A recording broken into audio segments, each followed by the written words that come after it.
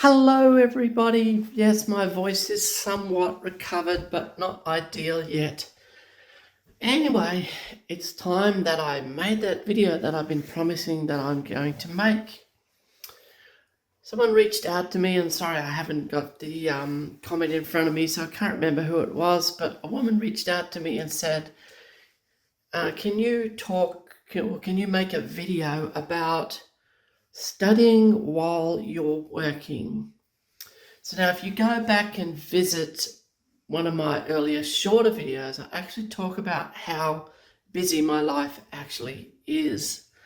I actually run 5 businesses, and they have me all over the continent. So I spend a great deal of time traveling. So it is very important for me to make sure that I manage all of that. So I guess that brings me really perfectly to my first point. So let's start there. In the meantime, why don't you subscribe, hit the bell notification, give us a thumbs up if you like this video, and do go back and watch our other videos. We're trying to grow this channel to initially at least 1,000 subscribers, and that will help a great deal in us reaching other women in aviation. So please do subscribe, do recommend the channel to your friends, and let's get started, shall we?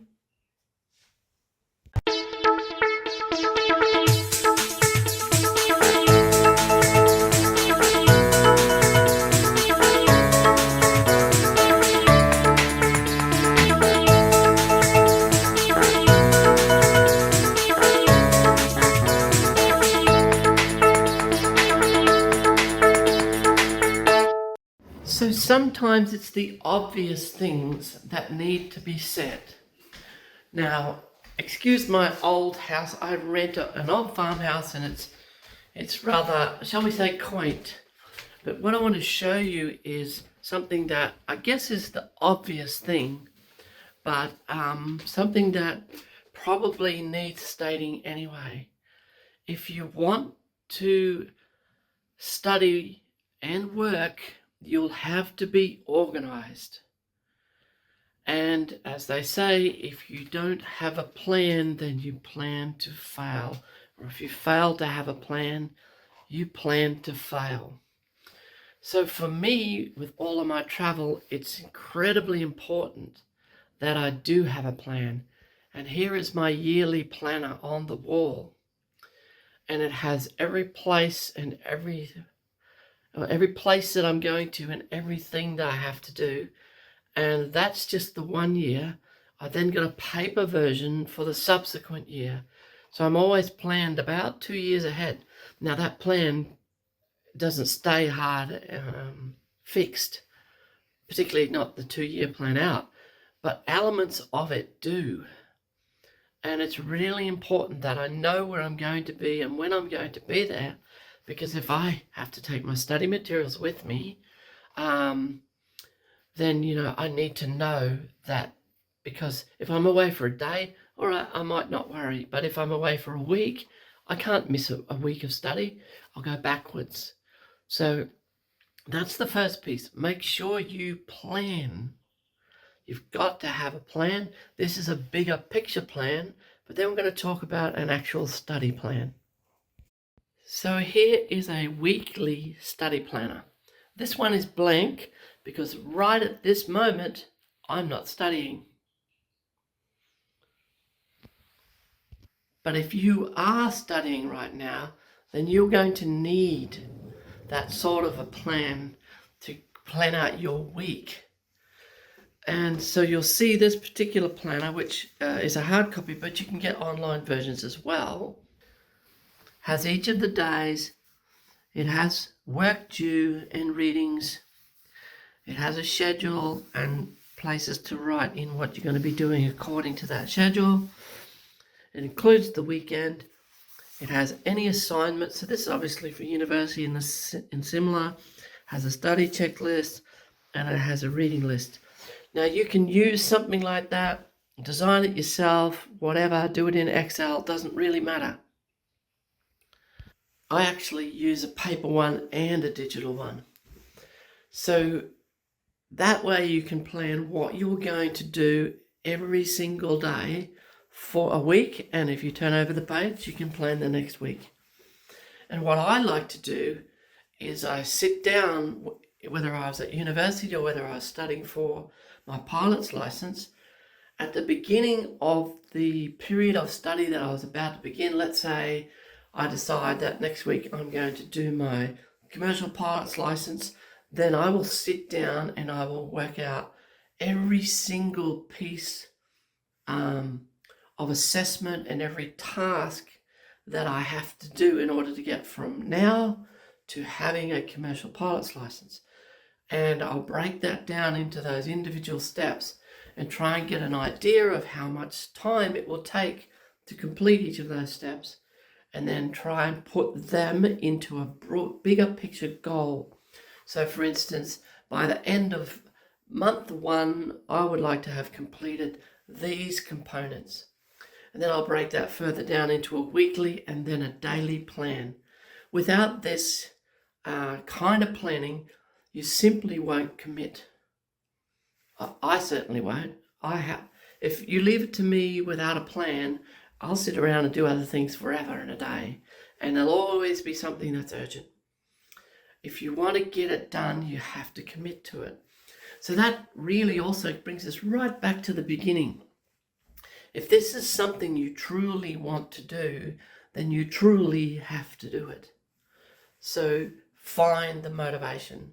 And sometimes just starting will give you the motivation you need. I found that in our modern day lives, where we're all addicted to dopamine because of social media and other things, the best way to begin a task, a big task, is to break it into small steps and complete just one of those steps.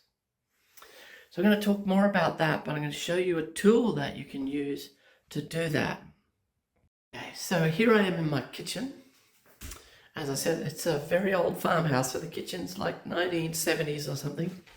Up there you can see an Echo from Amazon. And one of the methods that I find really useful in this modern day, when we're all addicted to dopamine, is to use Alexa. And she's going to respond now. And what you do is you work out what time period you think you can use as a sensible length of time to begin.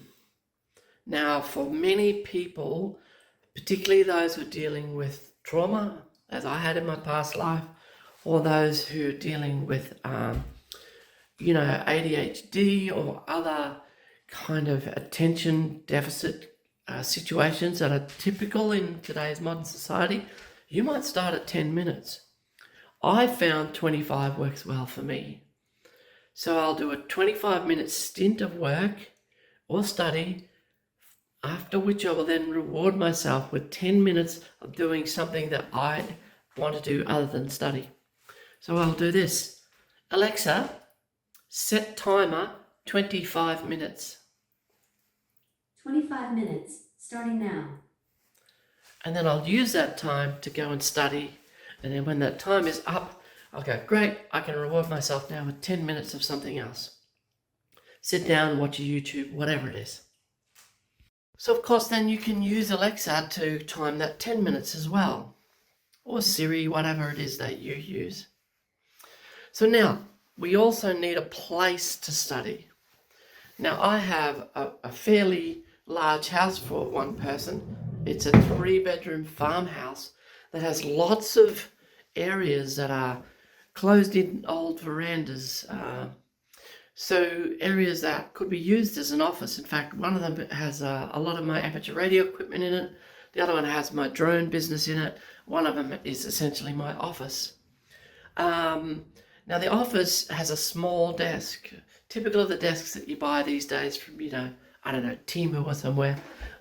Too small to do anything with except put a computer on. I find it really difficult to study at those desks. When I was at university and studying on a desk of that size, I found it easier to just go to the library and pick one of the great big desks and sit down there and do my study. So I use a similar approach here at home. So this is my study area. It's a 6-seat dining table, and it's in this dining room here that's got a filing cabinet as well, so that I can keep some of my stuff in. I live alone, so this suits me really well. If you don't, then you obviously have to share this space with other people, but you'll notice mine is tidy. And if I want to get started on study, it's a simple matter of pulling my resources out and doing that. And so I have them nearby. Some of them are here in this filing cabinet, but most of them are here in these drawers. So I have my charts and notepads. I have my drawing utensils, E6B and other things for all of that navigation type stuff. And I have my textbooks. Oops, and they're stuck at the moment. I'll put that one in another spot. I have my textbooks in here, and so I can access them quite easily. And I can set myself up here to study, and then when I'm done I can pull it all down and it can return back to being used as a dining room. So allocate yourself a space, make sure you're prepared to be able to use that space, and then return it to its normal use.